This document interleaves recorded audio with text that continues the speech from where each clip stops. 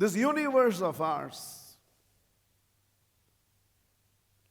is made up of millions of galaxies, of which our galaxy Milky Way is just one speck of dust in terms of size. And in our galaxy Milky Way, which is made up of millions of solar systems, our solar system is just one speck of dust in terms of size. In our solar system,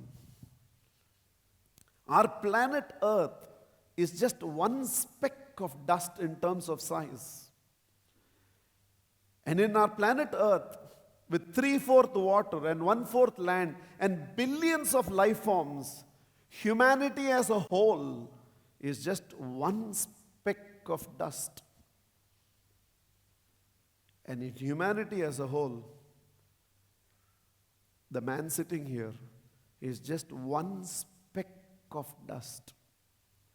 And right through in working with individuals, I've repeatedly iterated this. For a moment, visualize yourself, you, that speck of dust in the entirety of the universe. You, humanity, Earth, solar system, Milky Way, and the entire universe.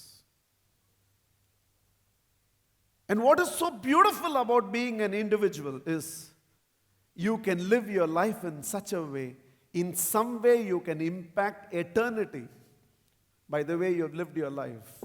You are a very significant speck of dust. You're not an insignificant speck of dust. You're a very significant speck of dust.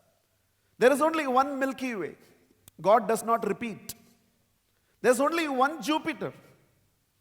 There's only one Earth. And like that, there is only one you. You call it a wonder because another Taj Mahal can never happen. You call it a wonder because it's one of its kind, the Great Wall of China. And so are you, wonder of all wonders, because you're the only one of your kind. And like you, there is nobody else. In the history of the universe, there has been nobody like you. And to the infinite of times to come, there will be nobody like you. Each one of you sitting here, each man sitting here is rare, unique, original, the only one of your kind.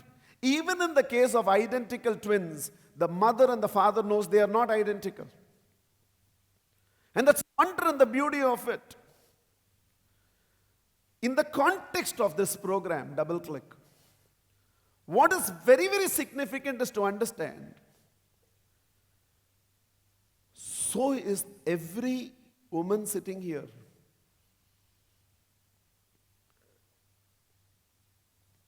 Universe, Milky Way, solar system, Earth, humanity, that speck of dust. In the entirety of time and space, you, that speck of dust, the husband, and you, that speck of dust, the wife, could have so easily missed each other.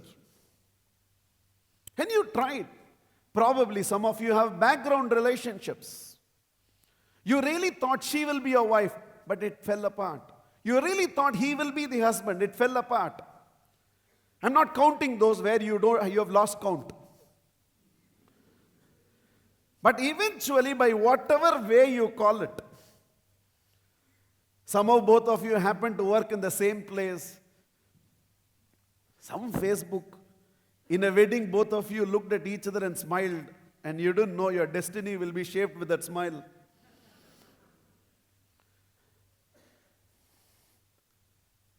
But finally, this evening, you're sitting with someone next to you. And I call this a very sacred relationship because you, that speck of dust, and you, that speck of dust, the he and the she sitting here, who could have so easily missed each other, for some reason were brought together to live the rest of your life together. And the sacredness of that relationship must be maintained. And the sacredness of that relationship is upheld by giving up the thought that this is a relationship that can be threatened. Give up that very thought right now.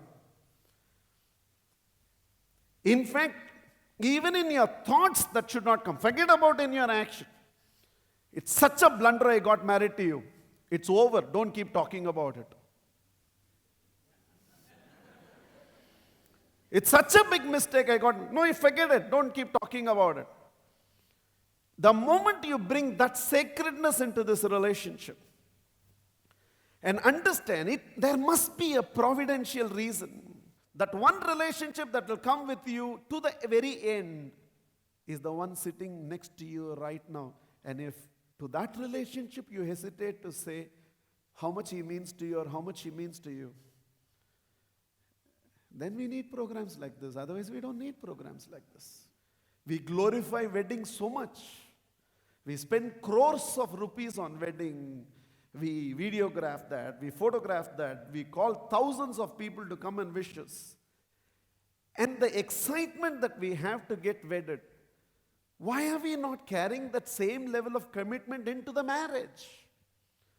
Because wedding is just a couple of days evening. It is the tamasha, it's the drama, it's the extravaganza, it is the show. The actual game begins after that, and it's the game of marriage.